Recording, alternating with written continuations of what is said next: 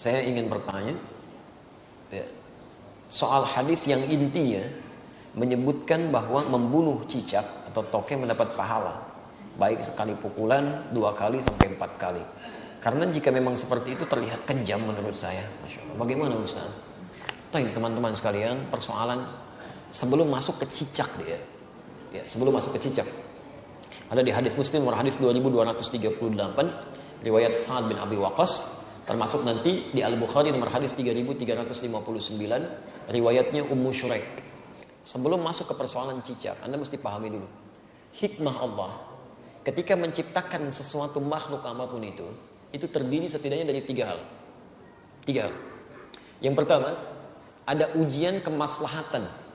Di makhluk itu dicipta supaya kita mengambil maslahat kebaikannya aja dari situ. Seperti saat Allah menciptakan lebah misalnya. Allah ciptakan lebah, ya. Ketika diciptakan kan buat supaya kita ngambil madunya kan. Madunya ambil. Masya Allah, antum gak pernah persoalkan lebahnya. Diambil manfaatnya dari madunya, dari sengatannya untuk obat dan sebagainya.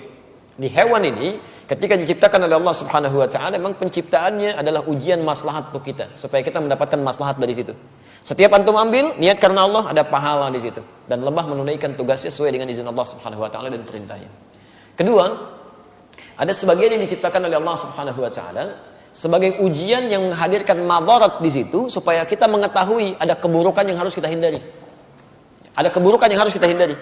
Misal, nyamuk diciptakan oleh Allah Subhanahu Wa Taala. Ketika diciptakan oleh Allah, mohon maaf untuk menunjukkan bahwa ada lingkungan yang kotor di situ, yang tidak bagus. Ada penyakit yang harus dihindari. Makanya ketika dia ditunjukkan oleh Allah, dia muncul fitrahnya, dia memang mesti, misal dieksekusi, dibunuh kan? Kenapa dia mesti dibunuh? Karena di lingkungan itu ada yang kotor, plus dia pun membawa kotoran yang mungkin bisa berpindah satu dengan yang lainnya. Di pelayanan kehidupannya, tasbihnya kepada Allah, memang khidmatnya untuk menunjukkan ada tanda yang kotor nih pada diri saya.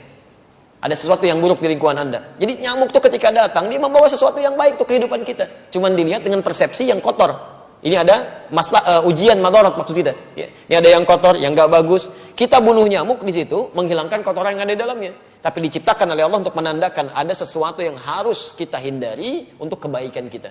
Makanya ketika Allah menciptakan nyamuk ataupun lalat, ya Masya Allah turun ayat di situ. Quran surah kedua Al-Baqarah ayat 26. Posisi paling kanan, dari tengah sampai dengan ke bawah. Innallaha la yastahi ayyadriba mathalan ma ba'udatan fama fawqaha. Allah itu enggak pernah punya rasa malu. Kalaupun harus membuat perumpamaan dengan menciptakan nyamuk, karena di balik itu pasti ada kebaikan maslahat untuk kita. Jadi, kenapa antum enggak pernah tanyakan? Kenapa enggak tega membunuh nyamuk? Kenapa enggak mengatakan kejam membunuh nyamuk? Jadi kan? Jadi persoalannya bukan bunuh atau tidak bunuh, itu ada ujian bagi kita yang menampilkan madarat di situ yang harus kita kemudian hilangkan. Kalau Allah enggak tampakkan, maka bahaya untuk kehidupan kita. Termasuk cicak. Cicak masuk pada ujian madarat di samping ujian keimanan. Ya, ada madarat. Bukankah ketika cicak datang menandakan bahwa banyak kotoran yang ada di situ? Ada bakteri E. coli yang dia bawa, ada kotoran-kotoran yang ada di sekitarnya. Yang dimakannya pun yang kotor juga. Apa makanan cicak? Nyamuk. Jadi ini menandakan bahwa ketika cicak hadir itu dia diciptakan oleh Allah, bukan diciptakan untuk dibunuh, diciptakan untuk menandakan ada madarat di sekitaran itu dengan kotoran-kotoran. Makanya diciptakan oleh Allah untuk menunjukkan ini ada yang kotor, ada yang gak bagus, termasuk dirinya sendiri. Maka Nabi menyampaikan riwayat Sa'ad bin Abi Waqqas, ya, qala anna Nabiy sallallahu alaihi wasallam, bahwa Nabi sallallahu alaihi wasallam amara qatlal waza', memerintahkan untuk membunuh cicak. Membunuh cicak dan ada pahala di situ.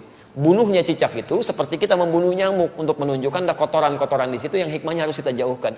Memang diciptakan dia untuk menunjukkan itu, dan harus dibunuh dia. Harus dibunuh. Ketika Anda bunuh itu bukan cuma ada pahala di situ, tapi menghilangkan keburukan-keburukan yang mungkin muncul. Termasuk di situ mengusir keadaan-keadaan jin, karena jin senang di tempat yang kotor. Makanya saya bisa katakan kalau ada cicak tuh beberapa tempat, itu jin biasanya ada juga di situ. Karena senang di tempat-tempat yang kotor. Ya, senang di tempat-tempat yang kotor. Jelas di sini? Wasanna bi fuwaisiqa, dan Nabi menyebutnya dengan hewan fasik kecil. Hewan fasik kecil. Selain membawa kotoran, dia pernah juga meniup-niup api yang sedang membakar Nabi Ibrahim supaya semakin menyala. Ya, diharapkan menjadi dingin dan teduh, ini malah ditiup-tiup oleh hewan ini. Makanya ketika Anda membunuhnya, bukan cuma menghilangkan kotoran, tapi plus ada pahala di situ. Pahalanya di situ dengan sekali pukul ada 100 kebaikan, kan? Berdasarkan hadis riwayat Al-Bukhari dari Ummu Syuraik nomor hadis 3359. Dan terbunuhnya cicak itu menghadirkan bagusnya kebaikan-kebaikan dengan menghilangkan kotoran yang ada di dalamnya. Jelas di sini?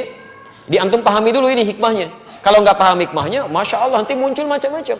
Wah ini kan melanggar hak asasi kehewanan misalnya kan. Masya Allah. Ada macam-macam lah. Nyamuk kan tuh nggak bilang gitu. Nyamuk kan sama aja. Kenapa nggak bilang antum nyamuk kejam? Ya, membunuh nyamuk kejam, bunuh lalat kejam dan sebagainya. Kalau di nyamuk ada kotoran, cicak juga ada kotoran. Ya, jadi sama aja sebetulnya. Ini yang kedua gambaran keimanan kita untuk mengikuti petunjuk syariat. Ada yang ketiga, ujian yang sifatnya penunjukan karakter. Penunjukan karakter. Misal saat Allah menciptakan monyet, gitu kan? Nah, di Quran surah kedua ayat 65. Ya, lihat kalimatnya. Monyet diciptakan untuk menunjukkan karakter yang muncul pada masyarakat Yahudi. Ya, lihat. Wa qulna kunu qiradatan khasiin. Ya, kami katakan, jadilah kalian kera-kera yang dihinakan. Kera-kera yang dihinakan. Kenapa Yahudi dikutuk menjadi kera?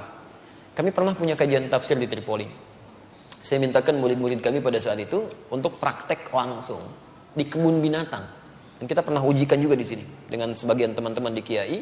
Jadi kita praktek tafsir ke kebun binatang. Dibagi kelompok, keluarkan semua ayat-ayat di Quran yang terdapat kata binatang di situ.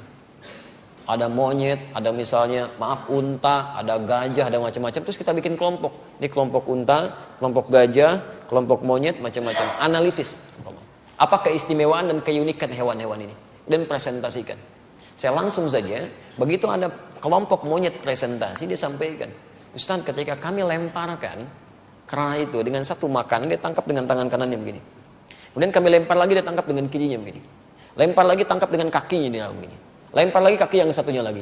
Begitu ada kawanan lain masuk ke situ, dia akan usir, nggak boleh. Tapi kalau dia sudah nggak suka dengan makanan dia akan datang ke tempat yang lain, dia obrak-abrik tempat itu tuh. Mirip kejadian dengan yang sekarang itu. Ya, dia ambil ini, ambil itu, monopoli ini, monopoli itu, bikin orang lain bangkrut macam-macam dan sebagainya. Begitu sudah nggak suka masuk ke satu tempat, yang di situ suruh keluar semua. Sama kan, menunjukkan karakter. Ya, menunjukkan satu karakter. Makanya ketika antum keluarkan di Quran tuh nggak mungkin, nggak ada yang kosong dari faidah. Pasti ada kebaikan-kebaikan yang mungkin bisa kita dapatkan. Ya, sama semua yang di laut, yang di atas itu semua bertasbih pada Allah Subhanahu Wa Taala. Hewan yang di darat, hewan yang di laut, ikan. Sebutkan jenis-jenis ikan, ya kan? Masya Allah, ikannya banyak tuh. Antum bisa sebutkan sedikit. Kenapa antum senyum? Ini macam-macam nih. Itu aneh-aneh aja. Jangan ingat yang nggak betul lah ya. Kasihan anak itu. Namanya Ahsan. Orang Semarang itu punya masalah dia ya, punya masalah di lisannya. Jangan dicela, kasihan. Ya, punya masalah di lisannya, kita harus doakan pada Allah Subhanahu Wa Taala. Dan kalau menemukan kesalahan dalam sesuatu hal, untuk anak khususnya dalam pendidikan di Quran, di Sunnah, itu jangan minta diulang. Jelaskan kesalahannya. Man ra'a minkum munkaran falyughayyir bi yadihi aw bi lisanihi. Jadi kalau anak salah misalnya, coba sebutkan jenis-jenis nama ikan, ikan paus. Bukan ya, itu bukan paus. Kalau kamu sebutkan paus, itu tuh paus tuh paus, ya kan? Nah, ikan tuh harusnya paus. Paus, seketika sampaikan, bukan paus ya, paus. Maka dia mulai berkata, oh iya, paus. Langsung benarkan. Ya jangan minta diulang. Ulangi.